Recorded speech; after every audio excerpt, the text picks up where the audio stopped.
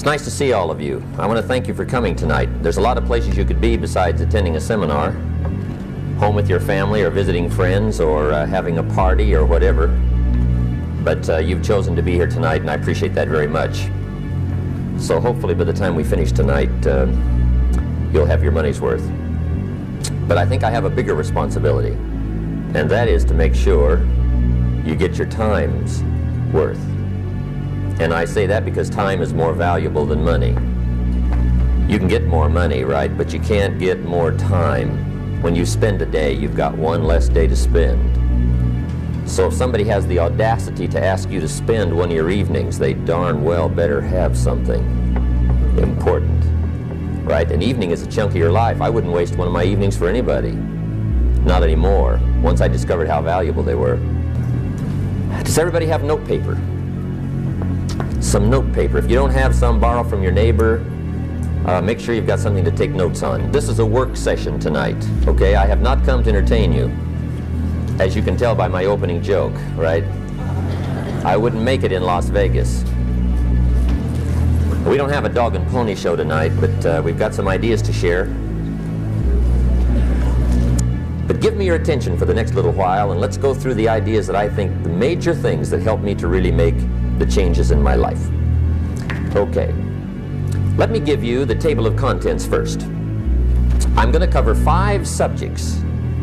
Let me give you those 5, and then we'll come back and take them one at a time and we'll go through them. Okay, the first subject is personal development, which is the best place to start, right? If you don't start there, nothing much is going to happen. The next subject is called basic laws. And it's good to study the basics. Okay. The next subject is my favorite, setting goals. The next subject is the negative part of the seminar.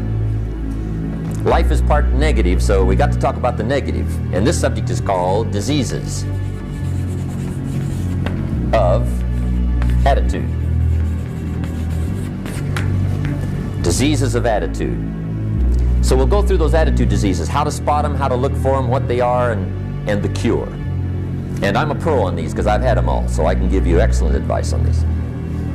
Now the last subject we're going to consider tonight is called the day that turns your life around. The day that turns your life around. And under this subject we're going to talk about the emotions that can change your life. Okay. Now that's a lot to cover in one evening. But we'll keep at it here and see if we can't get it all done. Somebody once said, if you took all the money in the world, divided it up equally among everybody, it would soon all be back in the same pockets. Incredible. Success is something you attract, not something you pursue. Success is looking for a good place to stay. So instead of going after it, you work on yourself. Personal development. See, the major question to ask on the job is not what are you getting. The major question to ask on the job is what are you becoming? See, the big question is not what am I getting paid here. The big question is what am I becoming here? Because true happiness is not contained in what you get. Happiness is contained in what you become. So that's our major subject for tonight, personal development. Of all the assignments Mr. Schoaf gave me at age 25, this was probably the most difficult. In fact, I'm still working on this one. I think it's an unending challenge to see what you can become. 2 things will change your life, how-tos and why-tos, and we're going to cover both of those. But before we get to the details, what to do, let me give you the broad answer first. Here it is. Tomorrow, you can do the most remarkable things, no matter what happens. Let's start with that.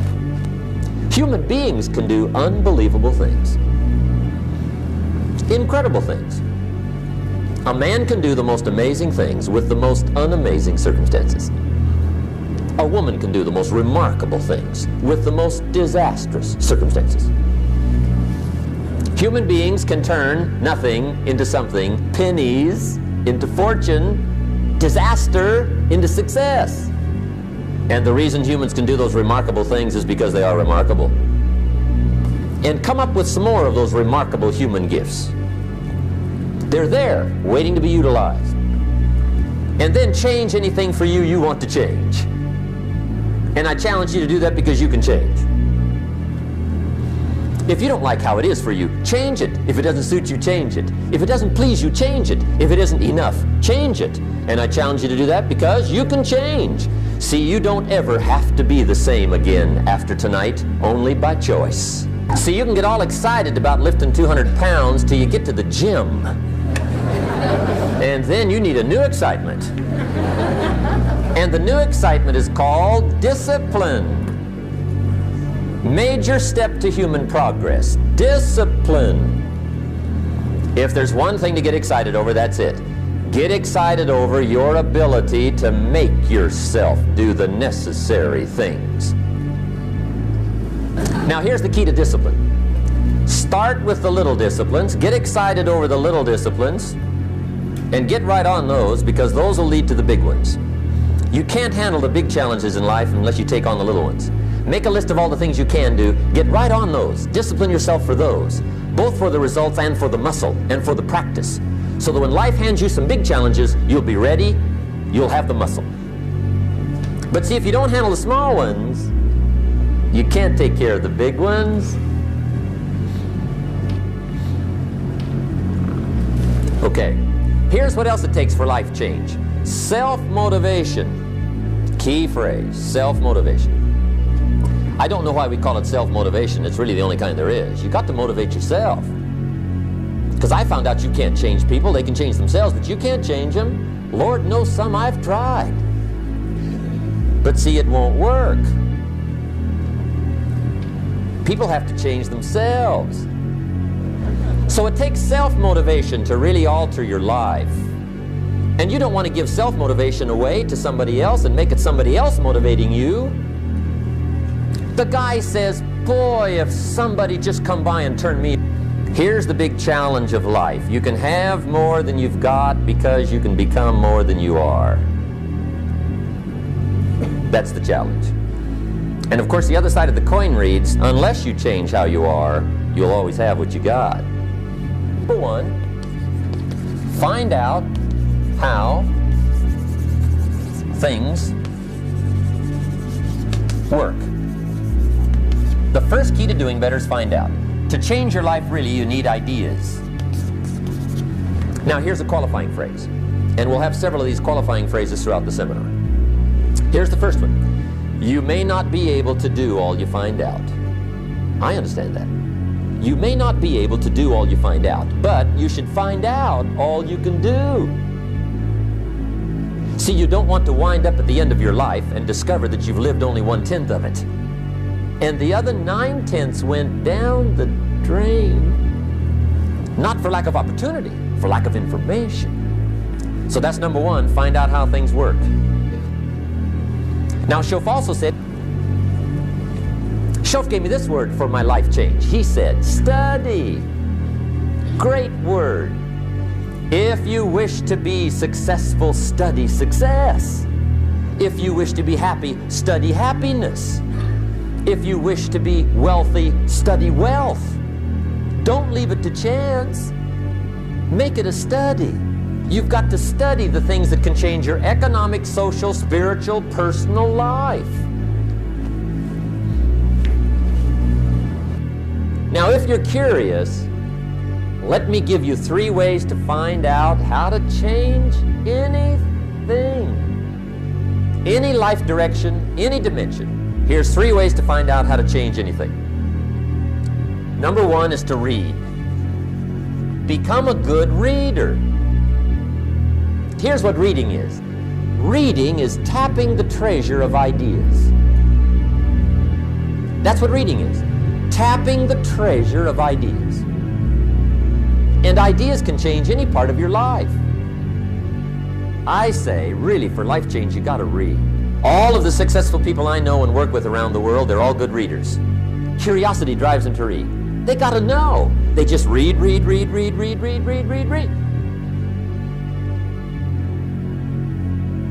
One way to learn is from your own experiences. But another way to learn is from other people's experiences. See, one book might save you 5 years if you read it. Did you know that hundreds of successful people have written their stories in books and they wrote down how they did it, and people don't read it? How would you explain that? Did you know there's books on how to be stronger, more decisive, be a speaker, be a leader, have a better effect on other people, develop your personality? Did you know there's books on that? And people don't read them? How would you explain that? Become a good reader. But put this in your notes, 30 minutes a day. Just devote 30 minutes a day to reading. Stretch it to an hour if you can, but at least 30 minutes. 30 minutes a day, read something positive, something challenging, something inspirational, something instructional, at least 30 minutes a day. And here's the next clue. Every day. Don't miss. Once you set this up, just don't miss. Miss a meal, but not your 30 minutes. Because you can get along without some meals, but you can't get along without some books. I told my staff the other day, some people read so little, they've got rickets of the mind. They're undernourished mentally. So to get a good diet of words, I suggest good reading habits, 30 minutes a day. There's a Bible phrase that says humans cannot live on bread alone or just food. It says the next most important thing to food is words. Words nourish the mind, makes us different than animals and dogs. Words nourish the soul. So humans have to have food and words in order to be happy and healthy. And I'll tell you what, if you can read a book a day, it'll change your whole life.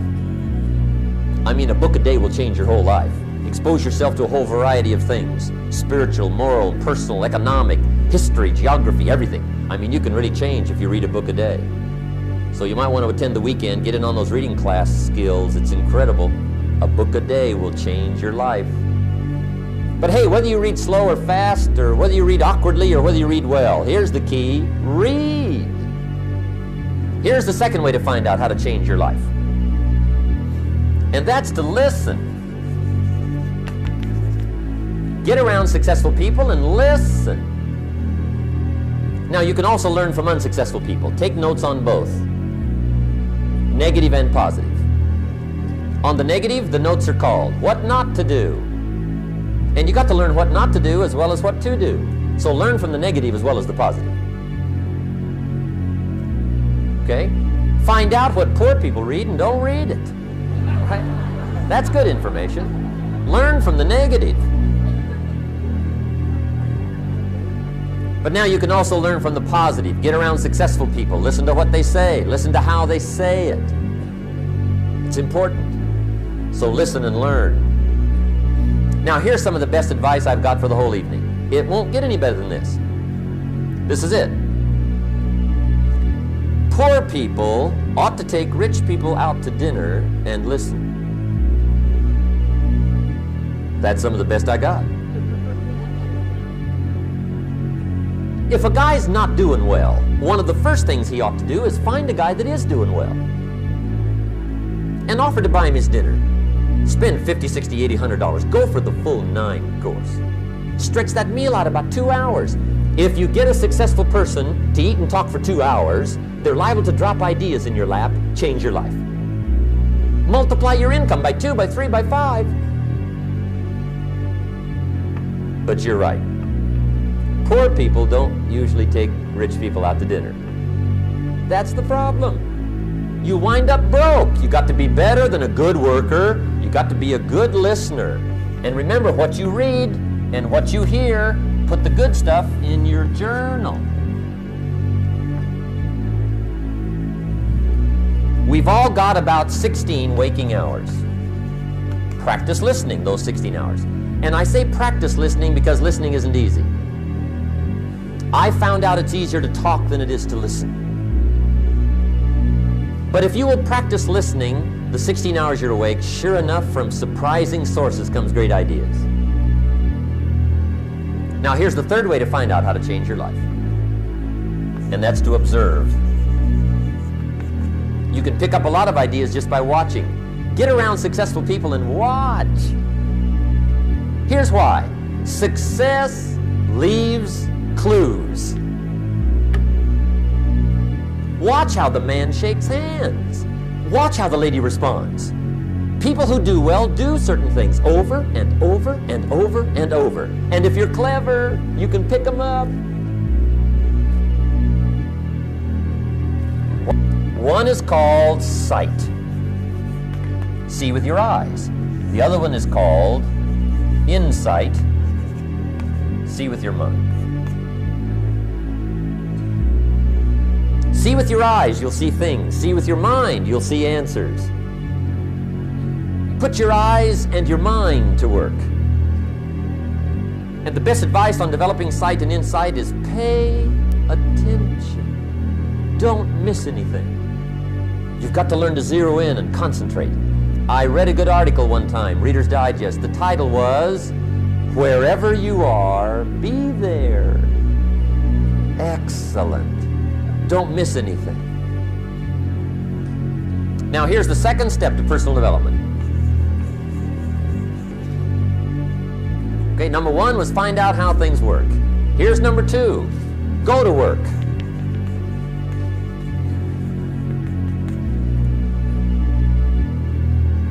You must now take action on what you found out. In doing business around the world, we call it game plan. Put together your game plan. One of the major things we teach on the weekend seminars, game plans. And everybody needs game plans. Financial independence, game plan. Your investment, game plan. Don't think in your head. Put it on paper. Don't operate out of your mind. Operate from paper. I often ask somebody, what are you going to do the next 6 months? And somebody starts to tell me. I say, no, don't tell me. Show me. Show me your game plan for the next 6 months. You've got to have a better game plan. So here's one of the major things to do starting tomorrow. Take a look at your game plan. If it isn't loaded with massive action, change it. Now here's the best word I know of to go with action. Massive. See, that'll change everything. Massive action is called the cure-all.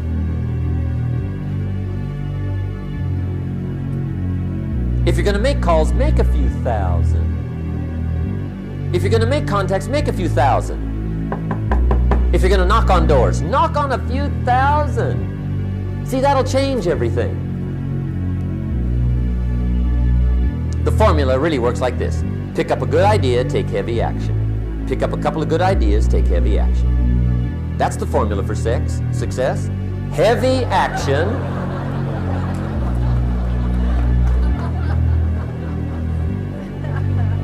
Good thing we can edit all this, right? The formula for success, take heavy action on a good idea, right? That's the ratio. Don't let your learning lead to knowledge. You'll become a fool. Let your learning lead to action. You can become wealthy. Now here's the third step to personal development, and we'll wrap up personal development. Step number 3, it's just a little caution, and all through life we need little cautions. This one simply says, don't try to beat the system. Find out how it works, work it, but don't try to beat it. Some people learn just enough to start slicing it, shading it, thinning it, cutting corners, and looking for cheap answers. See, don't fall for that. You'll wind up with a cheap life. Find out how it works best and do it that way. Even though it seems to take a little longer, do it right. Don't compromise with right. Now, under this step, here's another key. Be a quick learner. Don't let it take long to teach you. Learn quicker. Now, the third point here is don't be stubborn.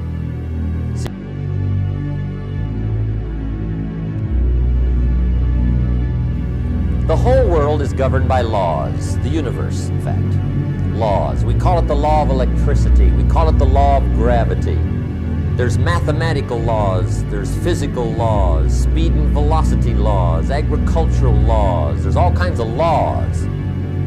Now that we find ourselves on the spinning planet, you just have to learn what I call the setup. Learn the setup. Life's setup. Now, we didn't set it up. See, there's nothing worse than being stupid. Nothing.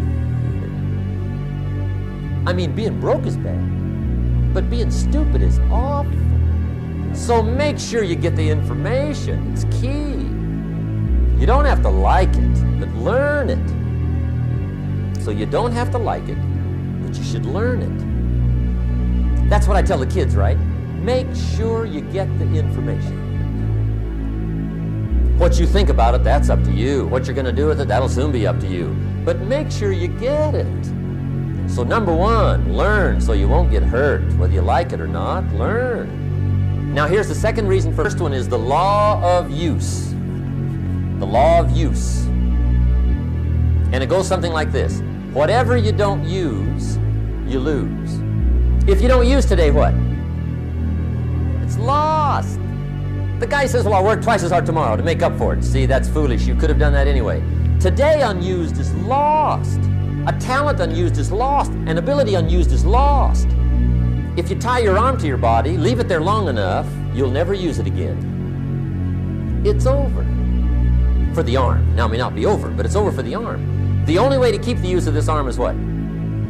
Keep using it. If you quit, you lose. Automatically. They don't bring it up for a vote. You lose automatically when you quit. Now, the same thing that goes for your arm goes for your brain, mentality. The same thing goes for all the human virtues. Ambition, unused, declines. It's a law. Vitality, unused, diminishes. Energy, unused, decreases. Strong feelings, unused, diminish. It doesn't grow, it diminishes. Faith, unused, decreases. So here's one of the key expressions of the evening. Take a new inventory of yourself. Starting tomorrow, new project. Take a new inventory. And make sure that all of your talent and ability and mentality and ingenuity and vitality and strong feelings, faith, courage, make sure that all you've got's being used. Otherwise, you lose. It's a law. And reaping. In fact, now for a fair share of my life, I'm a bit mixed up on how all this applies, among a lot of things I was mixed up on. I knew I wasn't reaping too good. That I understood. My problem was I was confused about what was causing it. And then Mr. Shoaff gave me the clue that helped me figure it all out. He said, Mr. Rohn, I have another answer for you. There's another way to quote this law that'll show you where the problem is so you can go to work on it right away. All you need to know is where the problem is, then you can go to work on it. So he quoted me the law another way, and I found out what my problem was. Here's the way you quote the law. Whatever you reap is what you've sown. Now I knew what my problem was. If you don't like the crop, who do you look up? Answer, whoever planted it. And where do you find who planted your crop? Answer, in the mirror. Let me give you 7 key points to the law of sowing and reaping. 7 points to sowing and reaping. Here's part of the philosophy that really helped me to make some changes in life direction. Number 1, the law of sowing and reaping is negative. That's number 1, which simply means if you sow bad, you reap bad. Now this is kind of 3rd grade, but it doesn't hurt to go over the basics. Now here's number 2, the law is positive, which simply means if you sow good, you reap good. Now here's number 3. I got excited when I found out the full dimension of this. See, you do not reap what you sow, but rather you always reap much more than what you sow. So the third key word is more. You don't get back what you put out. You get back much more than what you put out. And it works both positive and negative. Here's number 4. Fourth key to sowing and reaping. There are many ways to sow and reap. There's many ways to change your life. There's many ways to get promoted. There's many ways to move up. There's many ways for financial independence. There's so many ways.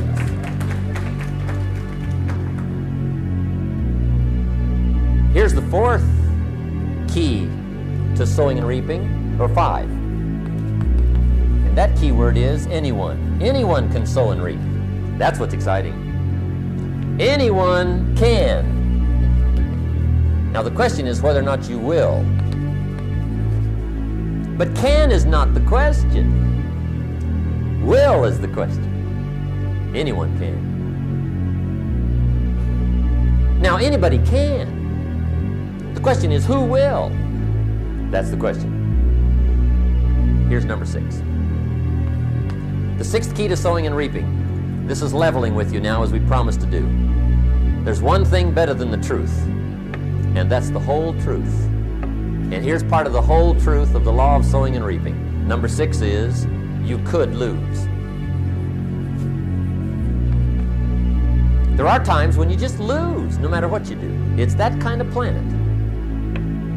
So you got to get ready for that or you will be naive. That's just part of the life arrangement. But there's just times, sometimes you lose. That's part of life. But now here's number 7. The 7th key to sowing and reaping. And it goes like this. It's just another way to quote the same law. And it goes like this. If you don't sow, that's just another way to quote the law. If you don't sow, what? You don't reap. You don't even have a chance. Okay, the next subject is setting goals. Let me show you what turned my life every way but loose. Mr. Shoaff dropped this idea on me, changed me completely. Setting goals. Here's what can easily happen if you don't set goals. It's easy to let life deteriorate into making a living instead of designing a life. And we all have a choice. Make a living or design a life. Mr. Shoaff taught me how to set goals. What a favor that was. One morning at breakfast, shortly after I met him, he said, Jim, let me see your current list of goals and let's go over them and talk about them. He said, maybe that's the best way I can help you get a better direction started. And I said, I don't have a list. He said, well, is it out in the car or home somewhere? I said, no, sir. I don't have a list anywhere. He said, well, young man, that's where we got to start. He said, I can tell you right now, if you don't have a list of your goals with you, he said, I can guess your bank balance within a few $100s. Which he did. And that got my attention. I said, you mean my bank balance would change if I had a list of goals? He said, drastically. That day I became a willing student how to set goals.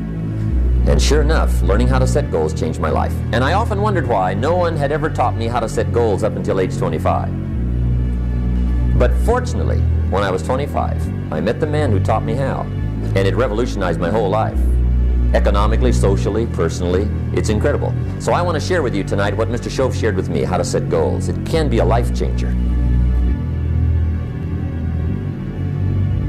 It's easy to get trapped by economic necessity and settle for existence rather than substance. That's easy. But the best advice I can give you on how to break out of that trap is to learn how to set goals. Mr. Shoaff put it to me this way.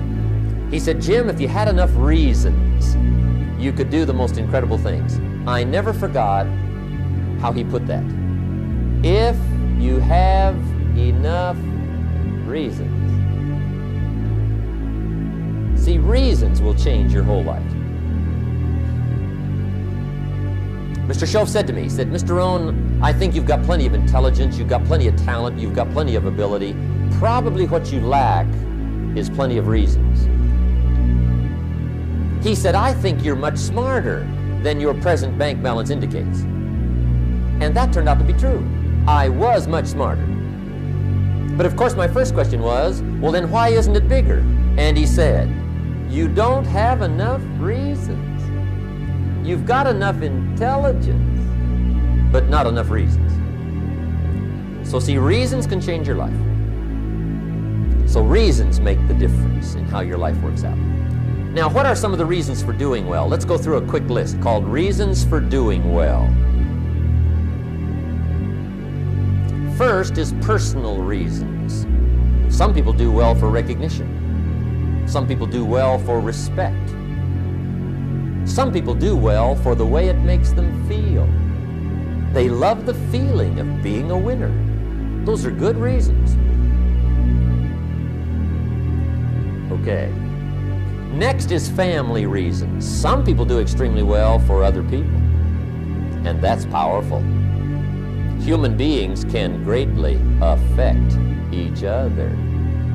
Sometimes we will do things for somebody else we will not do for ourselves. We're made that way. Next is benevolence. Some people are turned on by sharing. And sharing can be one of the biggest turn-ons to do well. Some people do extremely well gathering up resources, and then they divide them all up, sponsor all kinds of things. Sharing. Good question tonight. What's got you turned on? What's got you bombed out of sight to get up early and stay up late and hit it all day? Next question. What's got you turned off? When I found the answers to those two questions, my life exploded into change. I finally found out what had me turned off, and I got that cured. And then I got me a long enough list of reasons to turn me on. Frank Sinatra said one time, the best revenge is massive success.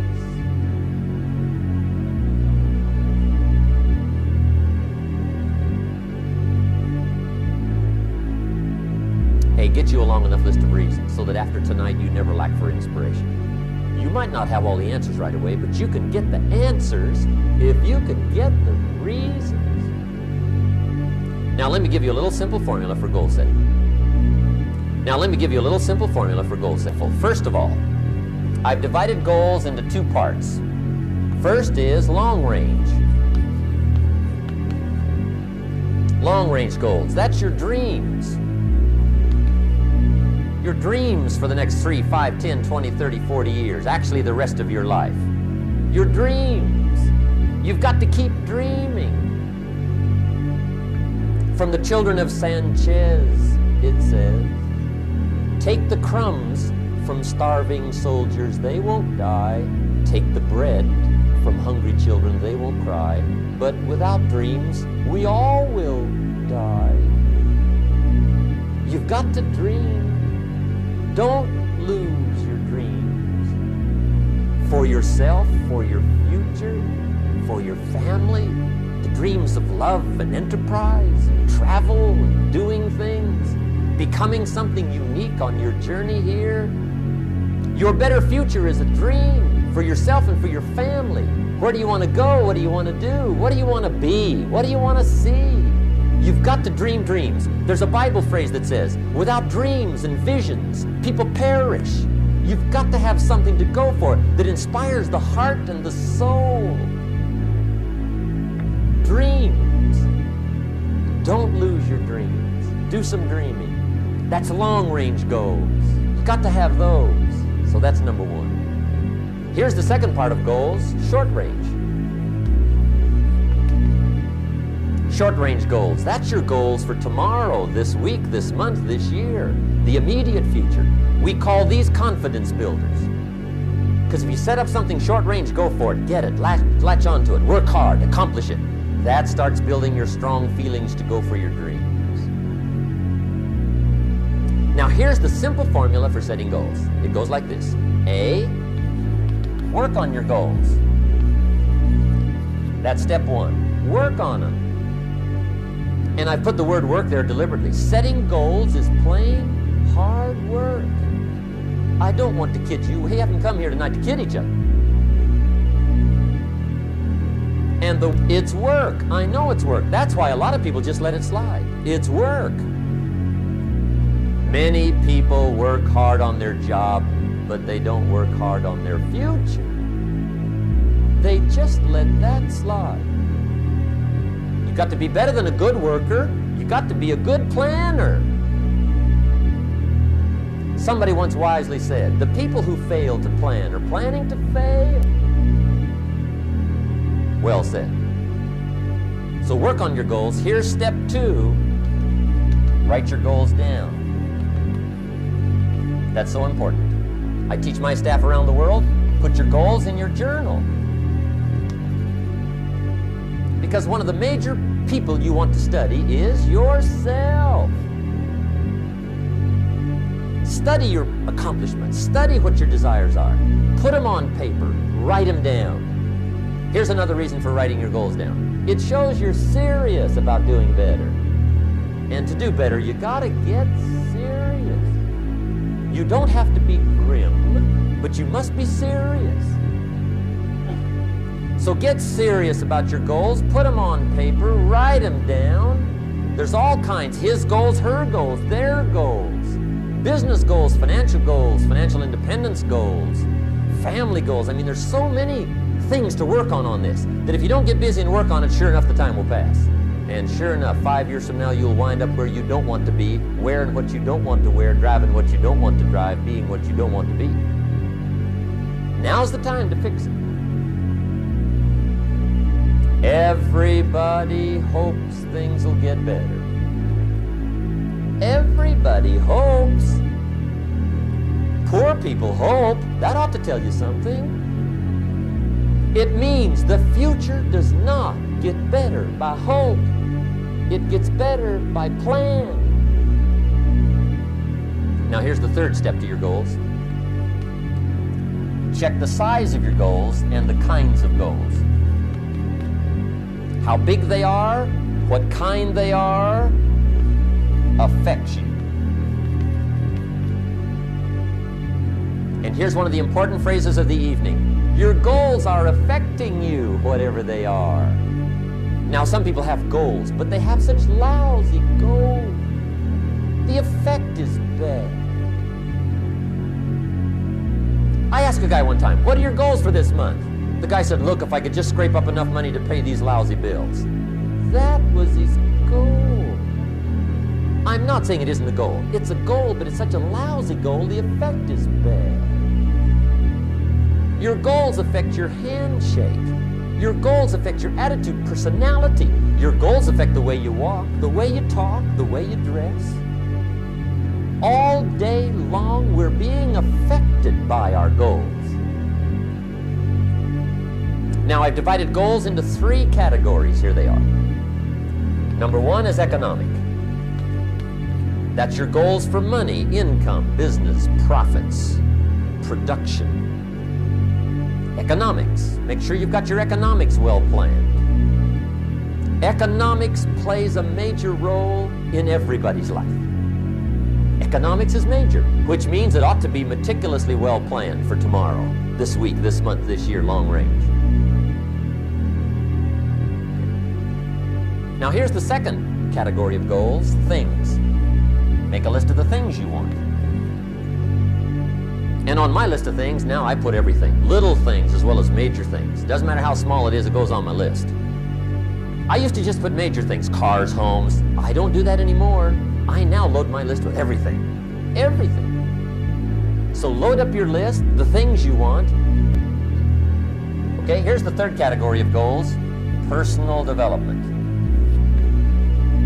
Put those goals together. Personal development goals. That's your goals to be stronger, more decisive, be a speaker, be a leader, learn a language, all kinds of skills. Okay. The whole weekend seminar was...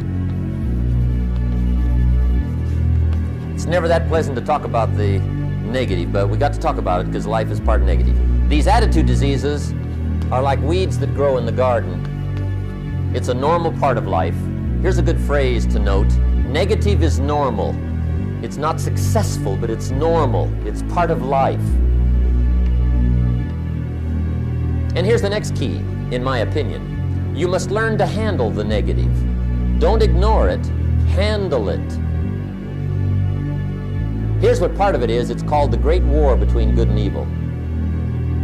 Mr. Reynolds and I are working on a new book this year called The Great War Between Good and Evil. And there is a war on. The minute you were born, you got involved in the war between good and evil, between darkness and light, between negative and positive, between evil and good, between tyranny and democracy, between weeds and human activity. I mean, the war is on.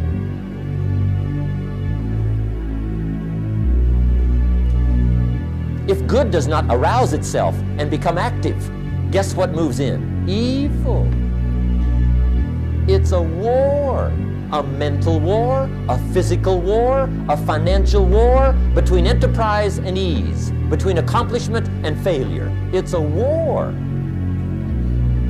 But here's what it does mean. Enterprise is better than ease. If you rest too long, the jungle overtakes the village. Now here's the good news about the war between good and evil. Evil is no match for good, but good must be active. Weeds are no match for human activity. But if you stand still, how far in will they come? All the way. They'll grow right up around your shoes. But if you get busy, how far back can you take them? As far as you wish.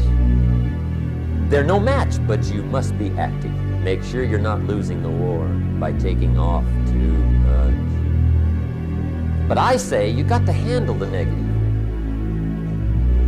You don't have to live in it. You don't have to dwell on it. But you do have to handle it, my opinion.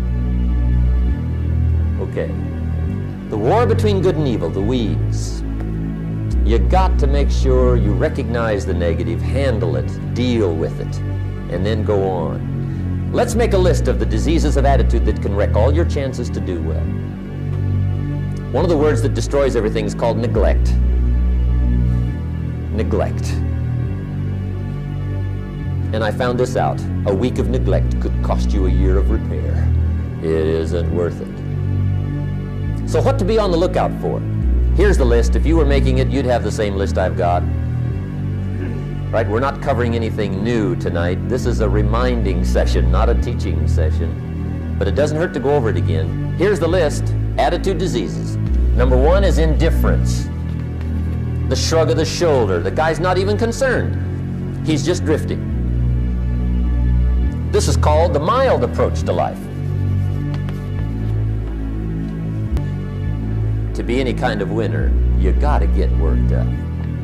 Whatever it takes to get you to try harder, read more, set your goals, and go for it. Somebody asked me one time, what quality would I pick if I wanted to work with somebody? And you know what I picked first? Number one, strong feeling. Please, number one, give me somebody that feels strong about most anything. I don't even care, just so they believe it. Here's the key to the good life. Learn to put everything you've got into everything you do. Whatever you are doing, pour it on. It will quickly open up into opportunity or quickly disclose to you that you ought to be doing something else. Pour it on. See, that'll help. I think what it means is pick a direction and go with everything you got. Just pick one and go. Somebody says, yeah, but what if it's the wrong direction? You'll find out quicker. It won't take you 25 years to wake up and say, oh no, I've been walking the wrong road. I told my staff the other day, next best to prosperity is adversity. If one doesn't get you, pray. The next one is doubt. Doubt's like a plague. And one of the worst is self-doubt. There are many, but that's one of the worst. The guy doubts himself. Doubts if it'll last that long for him. Doubts if he can do that well. Doubts if he can make that much. Doubts if he can accomplish all that. A chronic, excellent self-doubter. You can imagine what damage that does to your future. So here's the key. Turn this coin over and become a believer. And there's many things to believe in. One of the majors is yourself. Now, if those three don't get you, this one will. Worry. That's a devastating disease. Worry. Worry causes health problems, social problems, personal problems, family problems. It's devastating. I know how bad this one is. I used to have it bad. I used to be known as a super worrier. Not a super warrior. No, super worrier. It took me almost 1 year to kick the worry habit, and it was not an easy year. It was one of the toughest years I ever spent, but I finally got that monkey off my back. And I discovered you could live the most incredible life free of worry. But I'll tell you what, my advice to you is do what I finally did on worry. Give it up. Who needs it? I'm not saying it's easy. I'm saying it's worth it. I learned how to do it, and you can. Here's the next attitude disease. Overcaution. I used to say, what if this happens? Then I'll tell you what changed my whole life when I finally discovered it's all risky. The minute you were born, it got risky. If you think trying is risky, wait till they hand you the bill for not trying. If you think investing is risky, wait till you get the tab for not investing. See, it's all risky. Getting married is risky. Having children is risky. Going into business is risky. Investing your money is risky. It's all risky. I'll tell you how risky life is. You're not going to get out alive. That's risky. Don't ask for security. Ask for adventure. Better to live 30 years full of adventure than 100 years safe in the corner. And see, it's not important how long you live. What's important is how you live. The next one is pessimism. Pessimism, the deadly disease of always looking on the bad side, the problem side, the difficult side, checking all the reasons why it can't be done. The poor pessimist leads an ugly life. To the pessimist, the glass is always half empty. To the optimist, the glass is half full. Why would the same measure affect people two different ways? Answer, it all depends on how you look at it. He doesn't try to figure out what's right. He tries to figure out what's wrong. He doesn't look for virtue. He looks for faults. And when he finds them, he's delighted. How ugly. Our lives are mostly affected by the way we think things are, not the way they are. The way we think they are affects us most. Okay, future. Spend 5 minutes complaining and you have wasted 5. And you may have begun what's known as economic cancer of the bone. Surely they will soon haul you off into a financial desert and there let you choke on the dust of your own regret. I hope I said that well, so you won't forget. It's a deadly disease. Just be on the lookout of the things that can destroy all the good you start. The war is on. And this evening, tomorrow, mentally, personally, socially, economically, you got to make sure you're winning the war. And this is part of it. Okay. Here's the last subject, the day that turns your life around. Let me just quickly give you a list of 4 emotions that can change your life in one day. Emotions are powerful. Sometimes it doesn't take much to alter your whole life direction.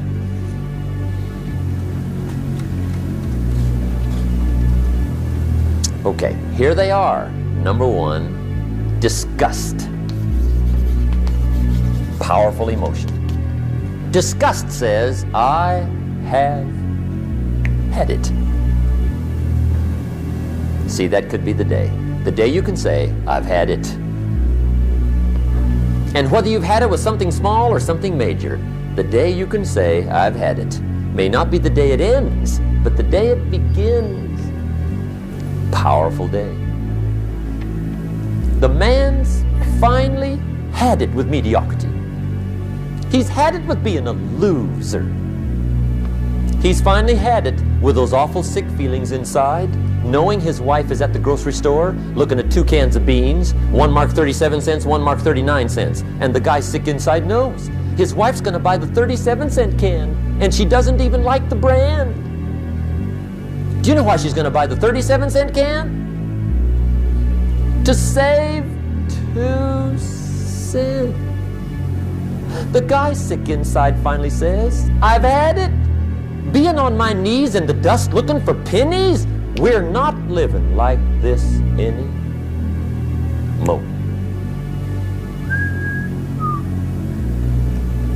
Could be the day that turns your life around. The day you can say, I've had it. Here's the next one, decision. And decision making is powerful. And it's emotional.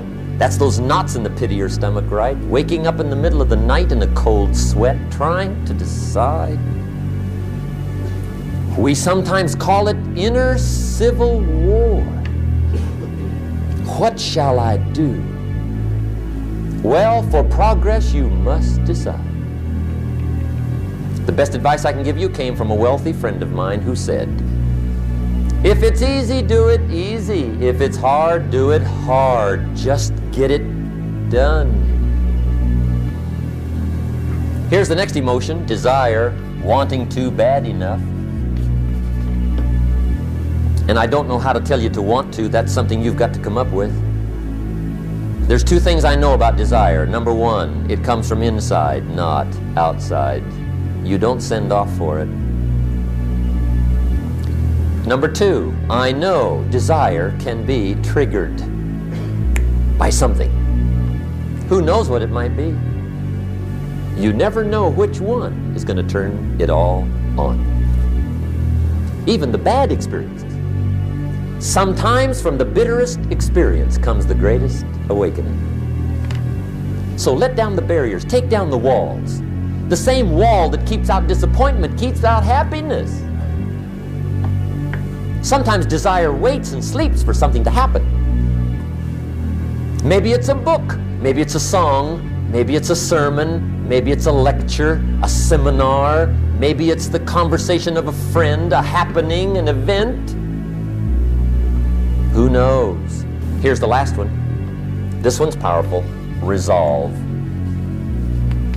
Resolve says, I will. 2 of the most powerful words in the language. I will. Benjamin Disraeli once said, nothing can resist a human will that will stake even its existence on the extent of its purpose. Promise yourself you will never give up. I ask the kids, how long should a baby try to learn how to walk? How long? How long would you give your average baby before you shut him off? How long? See, any mother in the world would say, you're crazy. My baby's going to keep trying until it learns how to walk. What a magic formula. Shortly put, I'll do it or die. See, that's powerful. That could be the day that turns your life around. The world has a strange way of stepping aside when somebody says, I'll do it or die. The man says, I will climb the mountain. They've told me it's too high, it's too far, it's too rocky, it's too difficult, it's never been done before, but it's my mountain, I will climb it. Pretty soon you'll see me waving from the top. Or dead on the side, because I ain't coming back.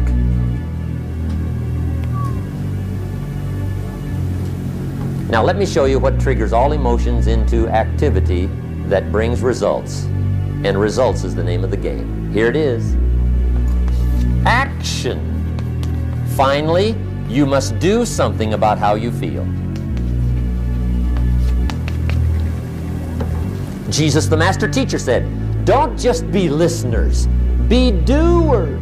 The world admires the doers. Another Bible phrase says, faith without action is useless. Make sure you always have a game plan to match your wishes. Otherwise, they will always be wishes.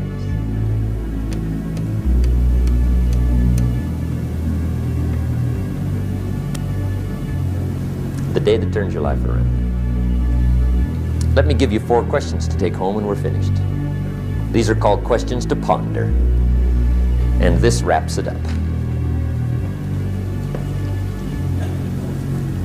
Okay, here's the questions I want you to take home in closing. First question is one of the major questions of the world. Why? Why should you try? Why read that many books? Why go that far? Why earn that much? Why share that much? Why learn all that? Why get up that early? Why put yourself through that much? Why try for all that? Good question. Why? One of the best answers to why is the second question, why not? What else are you going to do with your life? Why not see how many books you can read, how far you can go, how much you can earn, how many friends you can make, how much personality you can develop, influence you can have, how many things you can accomplish, how far you can go, and what you can see? Why not? The third question is, why not you? Why not you? Some people have done the most incredible things with limited start. Why not you? Some people have done so well, they get to go, they get to see it all, they get to do it, they get to be there. They get to have it, they get to enjoy it. Why not you? Why not you? You got to drink in an Arizona sunset. You got to see the world. You got to read the books. You've got to do the enterprises. You've got to be involved in commerce and love and travel and experiences. You got to do it all. Why not you? And the last question is, why not now? Don't postpone your better future any longer. Get at it tomorrow with new vigor. Get you some new books. Ask some new questions. Set some new goals. Get you a new journal. Start your projects book. Get a game plan going. Do some more reading. Start to make changes. Have conversations. Make contact. And do it now. I want to thank you for being here. My final comment would be ask for God's help, which may sound a little strange coming from a strictly commercial company. We are not a religious order, but if you would allow me a personal word, that would be it. I think humans are unique, but we could all use a little help. But of course, you've got to do your part. That's what we've talked about mainly tonight. Do your part, and I think God will do His part. It's a two-way street. You've made it a splendid evening, and I want to wish you the very best. Look forward to seeing you on the weekend. Make sure we get the little white slip of paper, and let's be in touch. I wish you the best. Good night. God bless. Thank you. Thank you. Appreciate it. Thank you.